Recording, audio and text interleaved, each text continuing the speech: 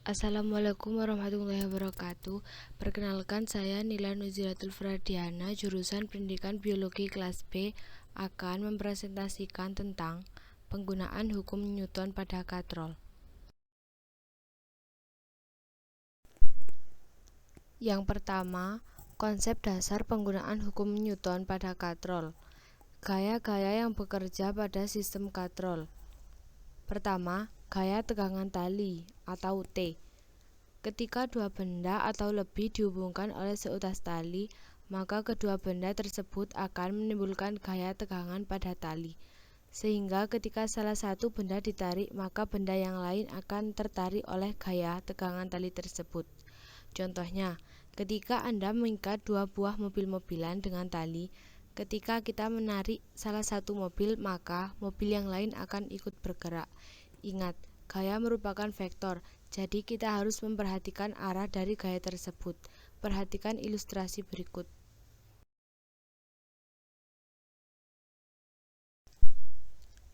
Besar tegangan tali pada tali yang sama adalah sama.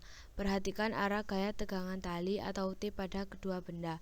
Jika benda M2 ditarik oleh gaya F, maka perhatikan benda 1. Jika kita ingin meninjau benda 1, maka gaya tegangan tali atau T adalah ke arah kanan. Hal ini karena benda M1 ditarik oleh benda M2 melalui seutas tali, atau dengan kata lain tali menarik bendamu dengan gaya T ke arah kanan. Selanjutnya, perhatikan benda 2. Jika kita melihat benda 2, maka benda 2 seakan-akan ditarik oleh benda M1 karena sifat lembam dari sebuah benda. Lembam adalah sifat selalu ingin diam dari sebuah benda. Artinya benda M2 akan ditarik oleh M1 melalui seutas tali dengan gaya sebesar T ke arah kiri. Selanjutnya adalah yang kedua, gaya berat atau W. Gaya berat adalah sebuah gaya yang dialami oleh sebuah benda akibat gaya tarikan gravitasi, karena setiap benda bermassa akan ditarik oleh gaya gravitasi yang arahnya selalu menuju pusat bumi. Besarnya gaya berat sebuah benda bermassa M adalah W sama dengan M kali G. Dalam keterangan, W adalah gaya berat benda dalam satuan Newton, dan M adalah massa benda dalam satuan kilogram.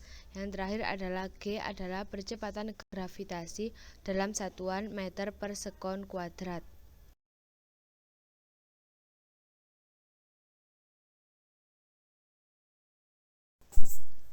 Selanjutnya adalah contoh soal. Perhatikan gambar di bawah ini. Jika massa benda 50 kg, hitunglah gaya yang diperlukan untuk mengangkat benda tersebut. Anggap percepatan gravitasi di tempat tersebut 10 meter per sekon. Hitunglah keuntungan mekanisnya. Penyelesaian. Untuk menjawab soal tersebut, kita harus mencari berat beban tersebut, yaitu W sama dengan M kali G. W sama dengan M-nya 50 kg dan dikali G 10 meter per sekon. Jawabannya W sama dengan 500 Newton. Untuk katrol tetap atau tidak bergerak, gaya yang diperlukan sama dengan berat benda. Dengan bersamaan, F sama dengan W. F sama dengan 500 Newton. Jadi, gaya yang diperlukan untuk mengangkat benda tersebut dengan katrol tetap adalah 500 Newton. Selanjutnya, keuntungan mekanis untuk katrol tetap adalah Km sama dengan W per F. Km sama dengan W-nya 500 Newton per 500 Newton. 500 Newton itu adalah F. Jawabannya Km sama dengan 1. Jadi keuntungan mekanis untuk katrol tetap adalah 1.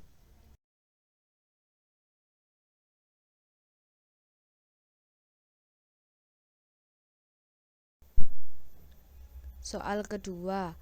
Balok A memiliki massa 5 kg, diletakkan pada bidang miring licin dan dihubungkan dengan balok B memiliki massa 3 kg.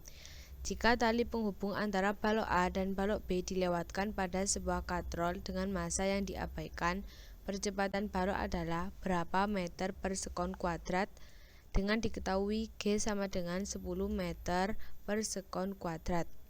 Jawabannya adalah B. Dengan diketahui MA sama dengan 5 kg dan MP sama dengan 3 kg. dan G sama dengan 10 meter per sekon kuadrat. Ditanyakan adalah A, percepatan. Jadi kita jawab sigma F sama dengan M dikali A. WB sama dengan MA plus MB dikali A.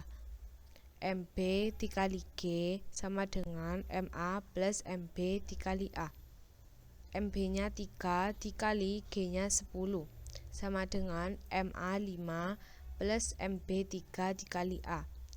3 kali 10 30, 5 plus 3 8, jadi 8A.